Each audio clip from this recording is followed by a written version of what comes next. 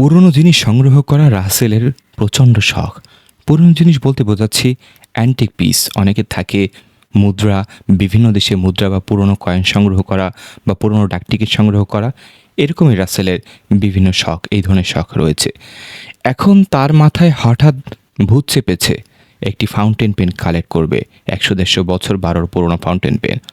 এখন সে একটি জায়গায় সন্ধান পেয়েছে ফাউন্টেন পেন। সেই পেনটি নাকি 150 বছর আগের।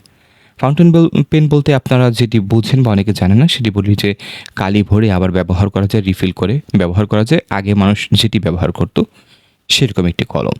যাই হোক, সে এটি সংগ্রহ করার জন্য একদম বিশ্বের শেষ প্রান্তে সফর করেছে, যেটি আগেই বলেছে তার খুব শখ।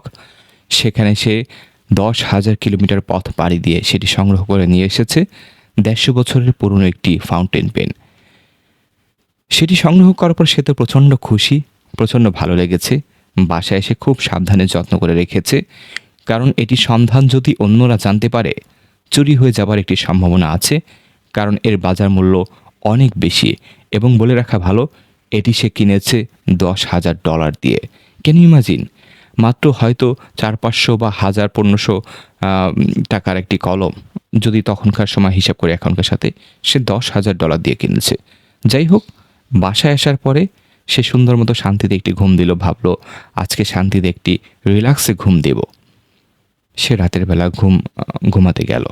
ঘুমানোর পরে স্বাভাবিকভাবেই সব কিছু ঠিকঠাক আছে। হঠাৎ তার মনে হলো রাত 3টার সময় খসখস খসখস খস এরকম শব্দ আসছে। সে ভাবলো রাত 3টায় খসখস শব্দ আসবে কীভাবে। বলে রাখা ভালো, সে একা একটি ফ্ল্যাটের অ্যাপার্টমেন্টে থাকে, ম্যাচে থাকে। একা বলতে একা না, তার বন্ধুরা সবাই বাড়ি গিয়েছে, সে 3-4 জন মিলে থাকে। সেদিন একাই ছিল। হঠাৎ খসখস খসখস শব্দ। তখন সে হঠাৎ তাকিয়ে দেখলো তার টেবিলের উপরে ফাউন্টেন পেনটি একাকে নড়ছে এবং খাতায় কিছু লেখা হচ্ছে। সে তো ভয় পেয়ে গেল, কী ব্যাপার। চোখ কষলে ভালো করে দেখলো, গায়ে চিমটি কেটে দেখলো যে স্বপ্ন দেখছে কিনা। পরে ভালো করে তাকালো যে সে স্বপ্ন দেখছে না। তখন দেখে যে কলমটি একাকী লিখছে। সে তো ভয় পেয়ে গেল, কী করবে না করবে। সে যা কলমটি খপ করে ধরলো, থেমে গেল কলমটি। এরকম পরপর 3 দিন হবার পরে খাতায় এমন কিছু লেখা হচ্ছে, ডেথ নোট, এরকম একটি ঘটনা। মৃত্যুর আগে যে ডেথ নোট না, সে পড়ে দেখলো এরকম বিষয় লেখা আছে। সে তো ভয় পেয়ে গেল। পরবর্তীতে খোঁজ নিয়ে জানা গেল যেই লোকটির কলম ছিল, অনেক অনুসন্ধান করে জানা গেল সে একজন রাইটার ছিল এবং কোনো কারণে ক্ষোভে, ডিপ্রেশনে সে পরবর্তীতে সুইসাইড করে মারা গিয়েছে। গল্পটি কেমন লাগলো? ভালো লাগলে শেয়ার করে দিতে ভুলবেন না। ধন্যবাদ।